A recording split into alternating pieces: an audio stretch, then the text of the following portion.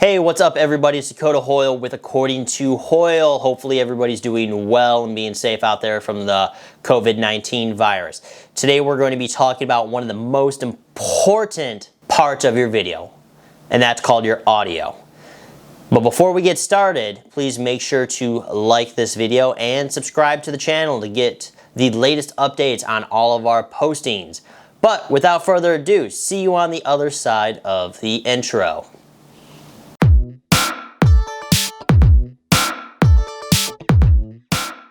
Hey guys, so audio is by far one of the most important pieces of any content you're going to be creating.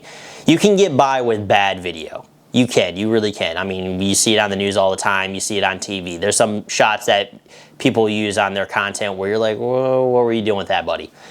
However, you cannot get away from bad audio. Audience will not put up with your bad audio. The moment you start having trash sound coming through their speakers, they're going to click out and they're going to turn off whatever content you're trying to have them view.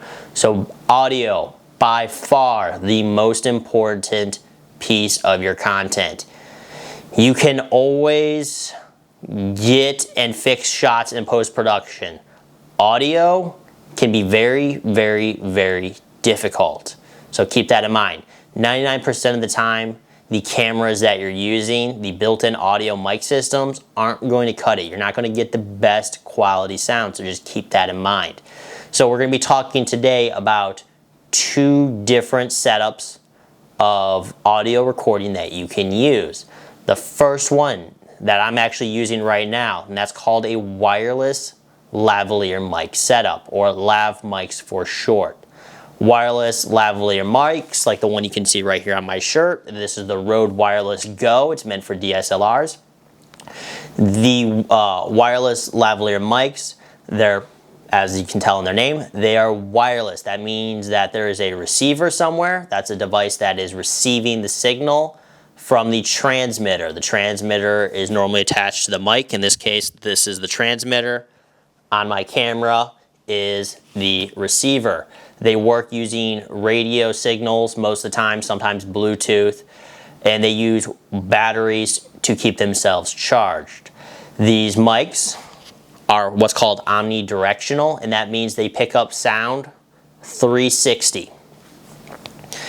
So there are some pros and there's some cons to wireless mics and when you should and should not use them. In a case of me talking in my studio here, I could go either way with a wireless lav mic or what we were going to be talking about down the road, which is called a boom mic / shotgun mic. Wireless mics are good in this aspect. If you're doing like an interview or anything like that, you have one person talking into the mic, you want to make sure you're getting good audio. If there's only one person doing the entire workflow, you know, operating the camera, pulling focus, audio, you're going to want to go with something that's kind of fire and forget, which is wireless mics. As long as you have it, you know, correctly a couple inches away from the mouth and not rubbing against clothing or anything like that, you should be fine. Wireless mics, when you're installing them, they do take some time to get set up. In my case, mine is an all-in-one unit that does have the option allowing me to hook a wired lavalier mic into it to make that a better mic, but it also has a built-in mic. You have to clip it somewhere on the body. For men, gentlemen, depending on what you're doing, like in a wedding, for example, if they're wearing a suit jacket, you'd have the transmitter belt pack shoved into a jacket pocket, and then the wire ran up into the, around the corner and then into the flower that's attached to the breastplate of the men. Women, because of wedding dresses, it can get a little interesting and difficult because of the lines and the clothes are normally tighter. So you just have to be careful with that. A lot of times if you like see behind the scenes productions for the news, for example, the ladies will actually wear the transmitter belt packs on their ankle and then just run the line up through their clothes that way. So you always have a couple of different options, but it does take a little bit to set everything up and make sure things are going good. Wireless mics though, you don't have any cables running all over the floor. Your actors or whoever you're trying to videotape can move around, especially good for interviews if your person likes to move around a lot as they talk like I do. Maybe you're doing like a how-to video and you're having to walk around. Maybe you're showing somebody how to play soccer and you're filming it and you want to give tips and tricks while you're away from the camera. Wireless mic's the way to go.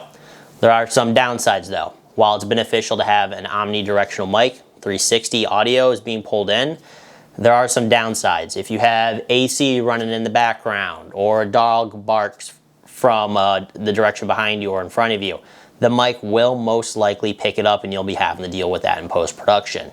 So keep that in mind. The other thing is wireless mics have batteries. So you have to be aware that if you're filming all day long, you're going to be switching batteries out of your wireless transmitters and receivers depending on the setup you use. In my case, my Wireless Go, I don't have that option of switching out batteries. My batteries are all internal. It's all one unit housed in here and you can't take it apart. So I have to rely on waiting for my setup to charge. Positive to that, I don't have to worry about missing batteries. Downside, my setup dies, I'm sitting here waiting for 30 minutes to 45 minutes for it to charge up again. And if you're filming a production all day long and you got people on the payroll, that's the last thing you want to be doing. Another downside to it is you could also be getting interference from radio signals. That's a big thing if you're in the city or anything with towers, cell phones, so on and so forth. You just have to be careful. You might get a lot of feedback. The other thing is metal in the roofs or cement buildings. If you're outside and your receiver is inside, you might have some distortion there. So just keep that in mind. Normally they are cheaper. However, you are kind of limited to what you get. Normally, Shure transmitters and receivers go with Shure mics, so you just got to keep that in mind. Then you also have what's called a shotgun mic, a boom mic. It's normally a long, I'll throw a photo up here in a second, a long, what's called directional mic. So it's the direct opposite of an omnidirectional mic. Omnidirectional picks up sound 360. A directional mic is it's only picking up sound from one direction. So shotgun mics, boom mics, whatever you want to call them, right? 99% of the time you're going to see them on like a gigantic pole. That pole is normally going to be held by a boom mic, boom pole operator or shotgun pole operator. It's literally a guy or a lady, they're sitting there holding the pole, and at the end you have the mic. This allows you to be able to pick up the audio from one direction. It could be a group of people, it could be one person. You just got to keep that in mind. It's whatever pretty much you point the mic at, that's the audio you're going to be picking up. So if you have something going off to the side like a dog barking, the mic's not going to pick it up. It's only sensitive towards mostly the front. It's a cone, mostly towards the front of the mic, and then a little bit from directly behind. But off to the sides of the mic, you really don't pick anything up. So there are some benefits to that. If you're working and you're filming inside a city and there's people to the left and right of your production walking and talking, but you have a core group, your actors standing on the street waiting to hail a cab and they're talking about their day, you only want their audio, you're going to want to be making sure you're using a boom/shotgun mic. There are some benefits to this. For example, directional audio, you get only one direction of sound getting picked up.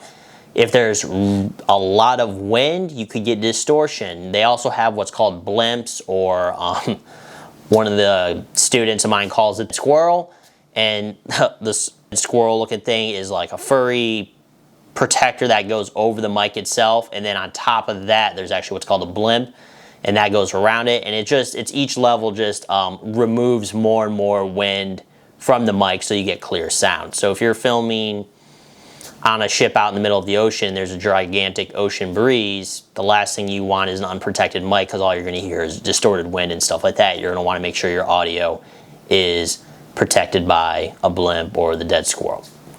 Normally with shotgun mic, rule of thumb is the closer the mic is to whoever's speaking, the clearer the sound is going to be. But normally, shotgun mic should be about 2 to 3, maybe 4 feet away from whoever's talking. You want the mic pointed at the person, just out of the frame. The big thing is you don't want it pointed at the mouth directly. You want it pointed just below roughly the throat, chest area. And that's because with the way sound works, if you remember from science class, sound goes out in all directions, top, bottom, all 360.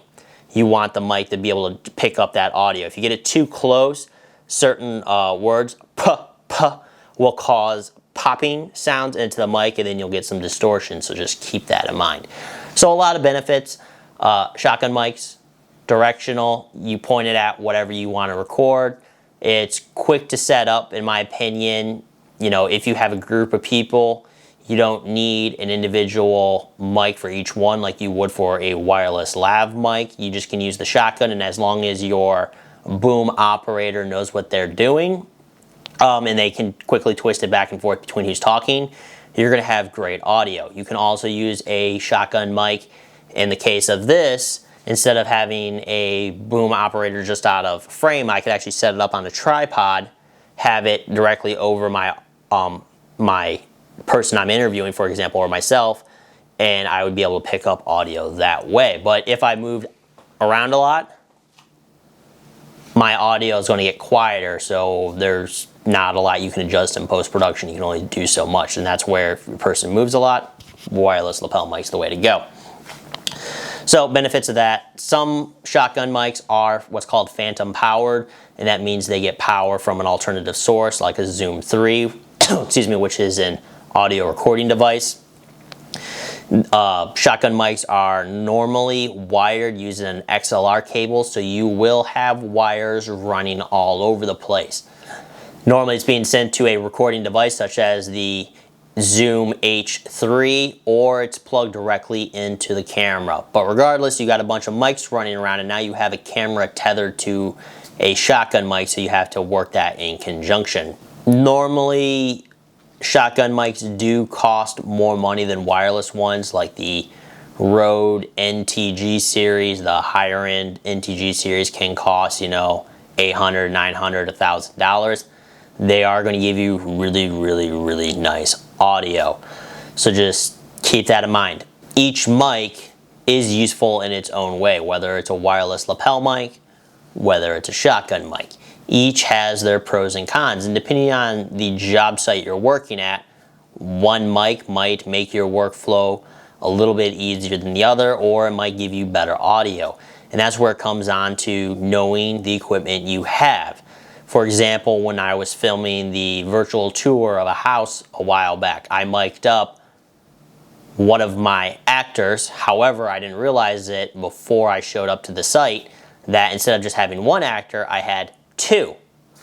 Well, that threw my entire workflow off because I only had one wireless mic. So I actually had to have my actors kind of stand in a V around the mic and talk into it. So you just have to be aware of that and have to kind of think on your feet.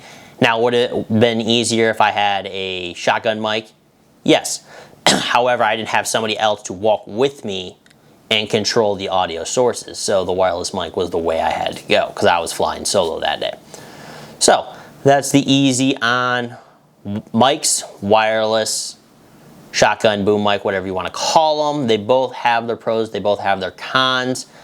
Just the one big thing you need to know is do not use the audio mics that are built into your cameras. That is the worst thing you can do. You're going to sound all muffled and crazy and stuff like that. So, till next time, make sure to like this video, make sure to subscribe to the YouTube channel, and I'll see you guys next week.